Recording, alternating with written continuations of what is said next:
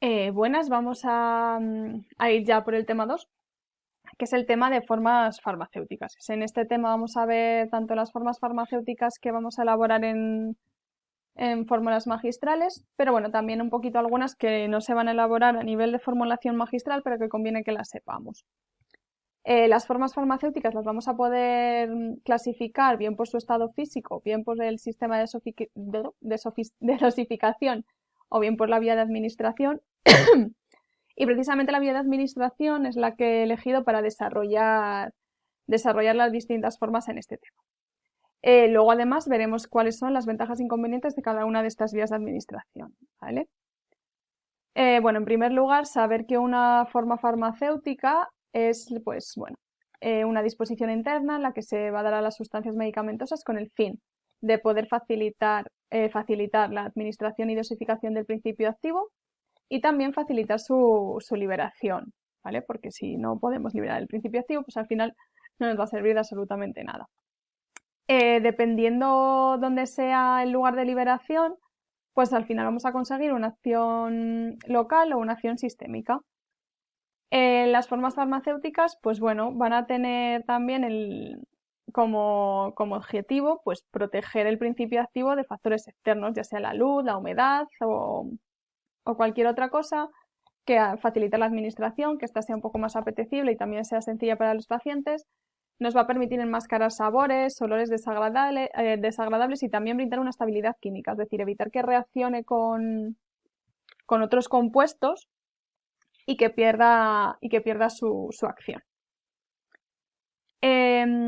Hay un gran desarrollo tecnológico a nivel de formas farmacéuticas, desde los comprimidos de liberación modificada que se pueden realizar a los sistemas que hay de dosificación percutánea, como los parches. Pero bueno, nosotros vamos a centrarnos un poquito más en los que se van a hacer en formulación. Como hemos dicho, las podemos clasificar según su estado físico. En este caso vamos a tener formas farmacéuticas sólidas, como por ejemplo podrían ser los comprimidos, que serían formas farmacéuticas sólidas comprimidas, y aquellas que no están comprimidas, que serían también los polvos o los granulados. También tenemos las semisólidas, que son bueno, como un aspecto así intermedio entre como cremoso, lo que van a ser las pastas, las pomadas, etcétera, etcétera, las líquidas, que pueden ser homogéneas o heterogéneas, homogéneas si solamente van a tener una fase y heterogéneas si presentan dos. Luego también pueden ser gaseosas, que será una mezcla de gases que normalmente se van a usar pues, para administración por vía respiratoria y para buscar bueno, tanto un efecto sistémico como un efecto local. También hemos dicho que las podíamos diferenciar según su sistema de dosificación. Aquellas que son unidosis, cuando vienen preparadas para que lo podamos tomar ese medicamento en una dosis única, lo que nos puede proporcionar, por ejemplo, un comprimido o una cápsula, o los que son multidosis, es decir, una forma farmacéutica que va a contener varias dosis en ella, como puede ser un jarabe o puede ser una pomada. Según la vía de administración, vamos a tener la oral, la tópica cuando sea a través de la piel, rectal cuando sea en el tramo final en el recto, en la porción final del intestino grueso, ótica, que es a través de los oídos, que aquí vamos a buscar siempre la acción local, la oftálmica, que es a través de los ojos, la vía vaginal, sobre todo también para tratar problemas vaginales que se puedan producir en el tracto vaginal, la respiratoria, tanto para actuar a nivel local como sistémico, y la parenteral, que realizando pues, bueno, un orificio pues, en el organismo, que van a ser lo que son los inyectables intravenosos, subcutáneos, los intramusculares e intradérmicos. Según esta clasificación vamos a profundizar algunas de las cosas más importantes. Dentro de la vía oral vamos a tener en cuenta que es siempre la más utilizada porque es un poquito la más fácil, la que suele preferir el paciente al final, y con ella vamos a conseguir tanto acciones sistémicas como locales. Dentro de las formas farmacéuticas que vamos a tener de administración por vía oral, tenemos que diferenciar por un lado las líquidas, en las que vamos a encontrar, pues bueno, desde soluciones, que pueden ser gotas, que pueden ser jarabes si tienen muchísima cantidad de azúcar, elixires si contienen alcohol, pueden incluso aparecer en ampollas, etcétera, etcétera. Por otra parte vamos a tener las suspensiones, que lo vamos a utilizar cuando no tengamos un principio activo hidrosoluble, ¿vale? O sea, en una solución va a estar disuelto, en una suspensión no, en una suspensión va a permanecer precisamente eso, en suspensión. Y en este caso nos tenemos que asegurar siempre de la homogeneización, ¿vale? Normalmente, por ejemplo, si pensamos en un jarabe o un colirio, pues debemos agitarlo al máximo, ¿vale? Para garantizar la posología correcta. Y luego también dentro de las que podremos considerar líquidas también tenemos las emulsiones. En el que vamos a poder, podemos con una emulsión lo que podemos hacer es conseguir una mezcla de principios activos hidrófobos e hidrófilos. Por otra parte, vamos a tener las formas farmacéuticas de administración por vía oral sólidas, que, bueno, son muchas. En primer lugar, vamos a hablar de los polvos, que es, bueno, la más simple de todas. Luego ya de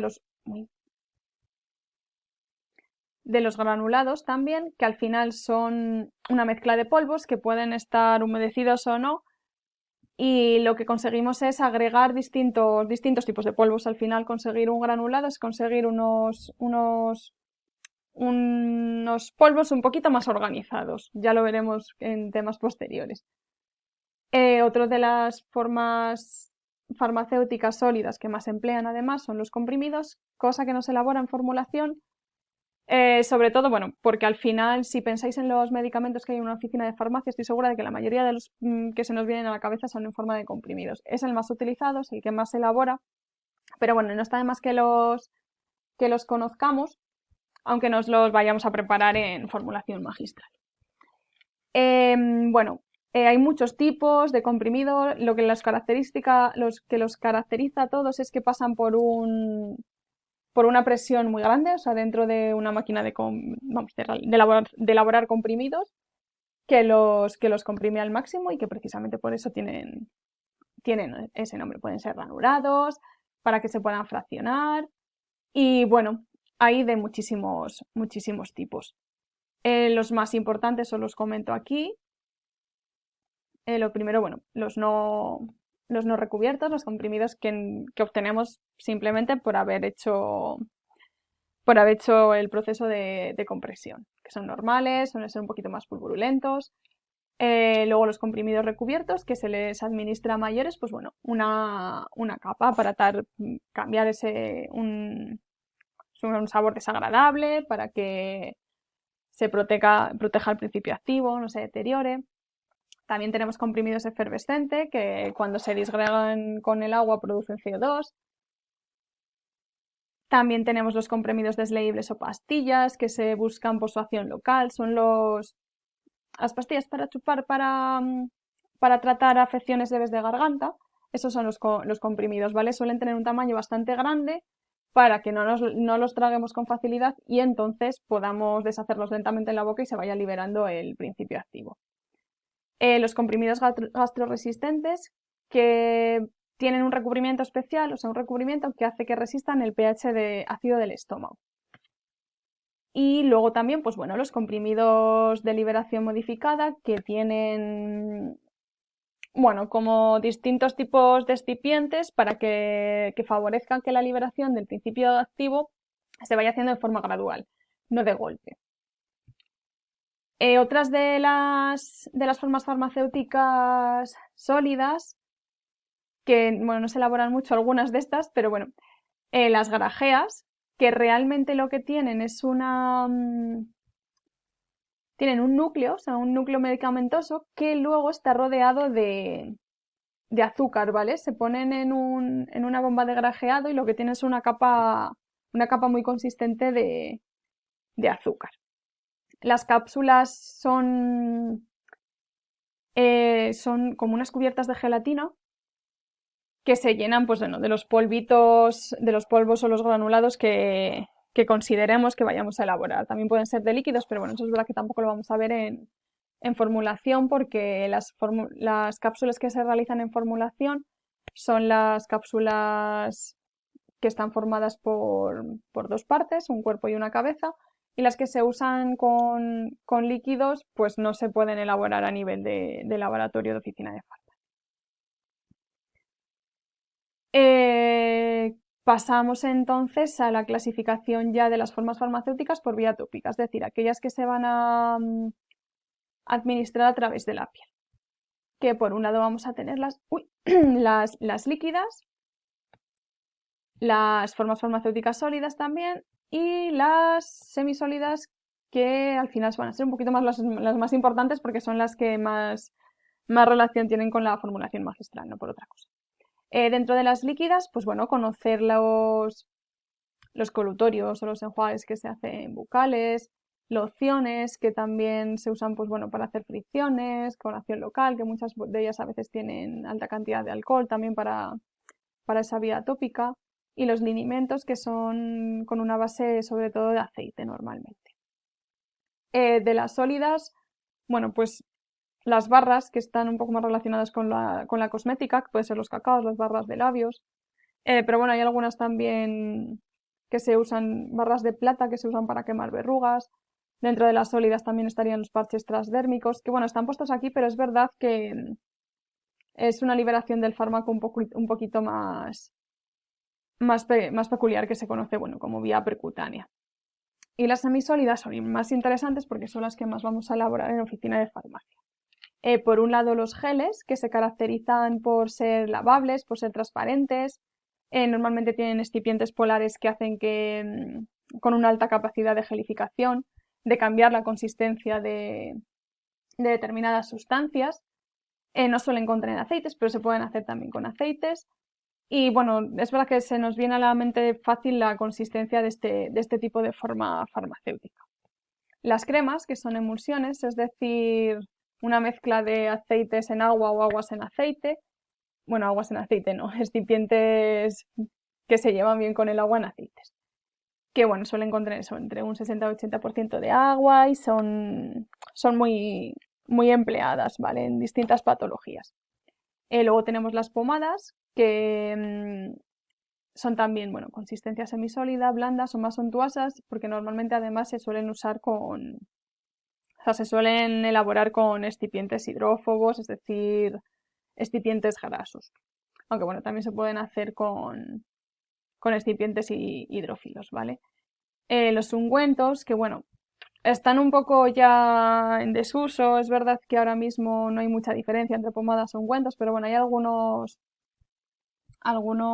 más fabricantes ya. Es verdad que en formulación vamos a referirnos prácticamente siempre al final a pomadas.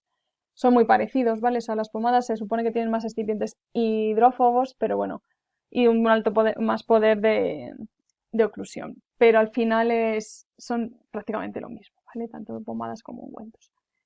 Y luego las pastas, que la diferencia con los anteriores es que tienen una gran proporción de sólidos, ¿vale? Muchísima cantidad de sólido para hacer una preparación semisólida.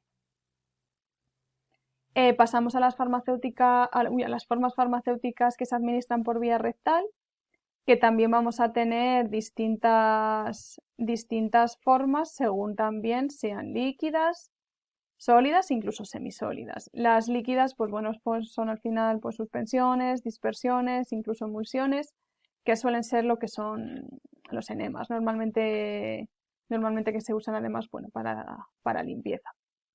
Dentro de las sólidas, pues vamos a tener, a ver, bueno, puede haber cápsulas rectales, pero sobre todo lo que más se caracteriza de estas de esta vía de administración y de esta forma farmacéutica sólida, pues van a ser los supositorios, que tienen excipientes que funden a temperatura de 37 grados para que se disuelvan en el recto y se pueda liberar el principio activo. Suelen buscarse, para acción local, pero también pueden tener acción sistémica, ¿vale? Porque es una zona de gran irrigación, aunque no es luego no se produce una absorción constante, sino que puede ser una absorción errante dependiendo, pues bueno, del material fecal y de la situación del paciente en ese momento. Y luego también por vía rectal vamos a encontrar formas farmacéuticas semisólidas que, bueno, van a ser al final, pues sobre todo pomadas para hemorroides y, bueno, para alguna fisura, etcétera, etcétera. Y también están las espumas, que evidentemente no las vamos a hacer en formulación magistral, pero bueno, saber que también las hay, que a veces muchas de estas además funcionan, buscan buscan un efecto local, pero bueno, no solamente local a nivel pues eso, como las hemorroides, sino que llegan un poquito más allá y se pueden usar incluso para tratar un poco algunas patologías como el Crohn, etcétera, etcétera. Pasamos a la vía ótica, que esa es una ruta de entrada, pues bueno, que puede ser el oído. Que vamos a administrar al final, pues para el oído, pues bueno, para limpiarlo, ablandecerlo, o bueno, para hacer un tratamiento tópico, sí. Pueden ser líquidas, que van a ser pues gotas o irrigaciones, sólidos, que pueden ser polvos que luego al final vayan disueltos, y semisólidos, porque bueno, pueden ser algunas cremas para que se absorban a nivel de la mucosa, no para introducirlas luego en el interior. Por vía oftálmica vamos a tener los colirios, lo que conocemos como colirios, ¿vale? Que son para administrar a través del ojo y buscando siempre también la acción local. Importante, deben ser estériles, ¿vale? Tener un pH adecuado con el del ojo y ser isotónicas para que no den problemas ni causen irritación. Evidentemente su acción al final va a ser local o también se usan para diagnóstico para ver algunas patologías. Y también, bueno, por vía oftálmica podemos encontrar preparaciones semisólidas, o sea, cremas que se pueden aplicar a nivel de la conjuntiva para tratar distintas patologías. Por la vía vaginal se va a buscar sobre todo la acción local, pero bueno, hay algunos sistemas que actúan de forma sistémica, pero bueno, no es lo más habitual, ¿vale? Porque ahora, como veis, las líquidas al final son irrigaciones, las semisólidas van a ser cremas y geles que también buscan un efecto local. Y dentro de las sólidas son donde podemos encontrar algún efecto sistémico, pero van a ser, bueno, anillos vaginales y los dispositivos intrauterinos, que evidentemente tampoco los vamos a ver en formulación magistral, pero bueno, que están aquí para que los tengáis en cuenta. Sí que vamos a ver, o sea, sí que se podrían llegar a hacer en formulación magistral los óvulos vaginales, que buscan, bueno, fundirse con la temperatura corporal también, similar a los supositorios, y producir, bueno, pues un efecto local. Pasamos entonces a lo que es la vía respiratoria y aquí, bueno, debemos diferenciar dos zonas, la vía respiratoria superior y la inferior. La vía respiratoria superior nos va a delimitar lo que es las fosas nasales, los senos, la boca, la faringe y la laringe. A este nivel podemos administrar, pues bueno, gargarismos, gotas para la nariz y, bueno, pulverizaciones. Y luego para lo que es la vía respiratoria inferior, es decir, lo que vienen a ser ya a partir de la tráquea, es decir, tráquea, pulmones, bronquios, bronquiolos y los alveolos. Aquí podemos administrar, bueno, los aerosoles, que son dispositivos que vienen con distintas soluciones o suspensiones que pueden combinar distintos principios activos y van acompañados de un agente propelente para facilitar la administración. Los nebulizadores, muy similares a los anteriores, lo que hace es con una corriente de aire que se puede generar incluso al hacer la propia aspiración. Y la administración directa, pues, de polvos de inhalación que están micronizados, es decir, tienen un tamaño muy, muy, muy, muy pequeñito para que puedan llegar a nivel pulmonar. Pasamos a la vía parenteral, es decir, aquellas formas farmacéuticas que se hayan que administrar en forma, pues, pueden ser soluciones, suspensiones o emulsiones, tienen que ser libres de pirógenos si se van a administrar, pues eso, a través de un orificio que se va a realizar en el cuerpo, es decir, nos vamos a ir a preparaciones inyectables, perdón, preparaciones inyectables, las que se administran por perfusión, es decir, que se dejan y se van contabilizando y van produciendo o sea, se van administrando muy poquito a poquito. Pueden ser en polvo para luego resuspenderlas y al final es una preparación inyectable más.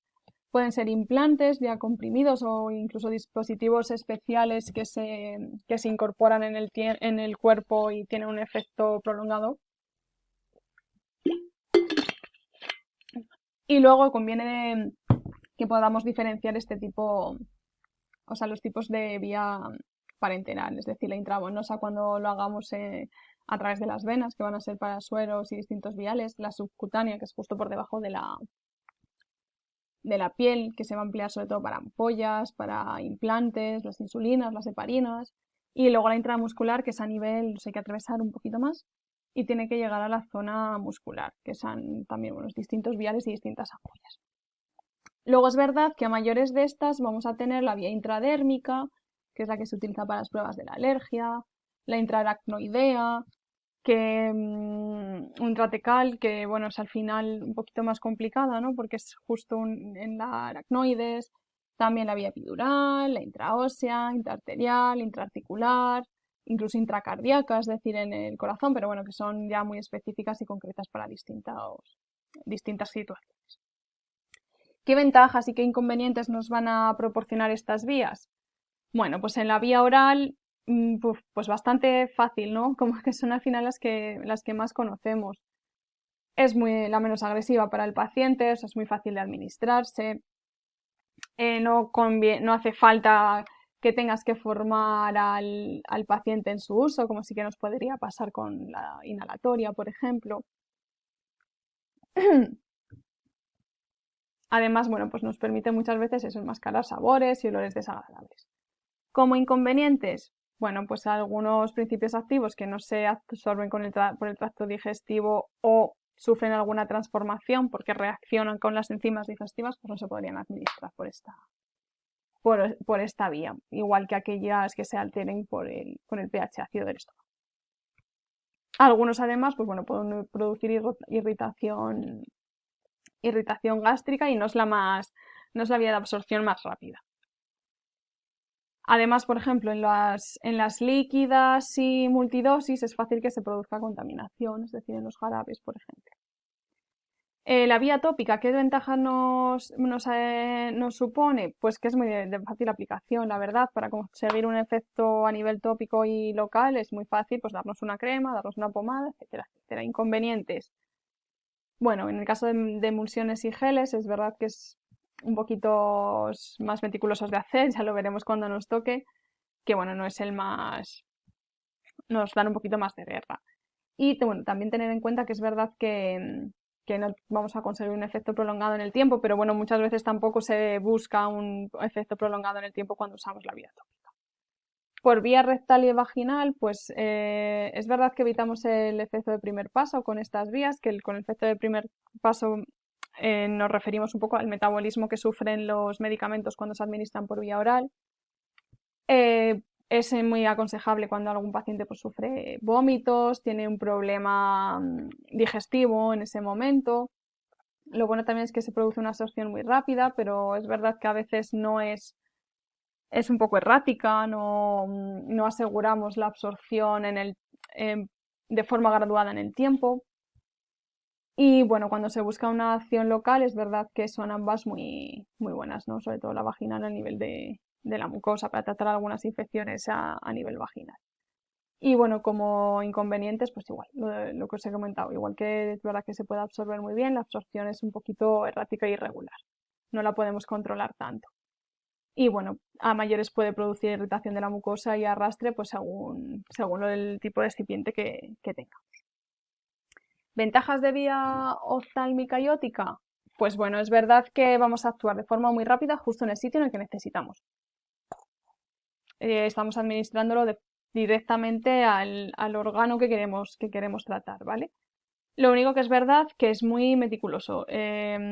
Las gotas ópticas a lo mejor no tanto, pero claro, por vía oftálmica tenemos que asegurar la esterilidad, que no haya pirógenos, etcétera, etcétera. Entonces siempre es un poquito más complicado.